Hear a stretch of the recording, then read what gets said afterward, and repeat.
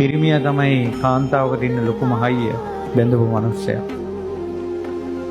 ඉතින් ඒ නිසා ස්වාමියාට ගරු කිරීම කියන එක බිරිඳ තුල නැත්තම් ඒක අකෘතඥ බව. යශෝදරා උත්තමාවිය කියනවා මම සංසාරේ මගේ ස්වාමියා දුප්පත් නම් මම එයාට ගෙනෙන්න බැරි දෙයක් කටින් කවදාවත් කියලා නැහැ කියනවා. මම හිතුවා කියනවා ඒක මං ස්වාමියාට කරන මිත්‍ර ද්‍රෝහිකමක් කියලා.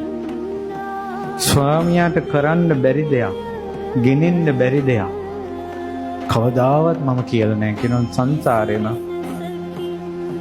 ඒ නිසායි තුන් ලෝකේම මහා බ්‍රහ්මයාගෙන් පවා වැඳුම් ලබන ස්ත්‍රී රත්නය බවට පත් වුණේ යශෝදරා.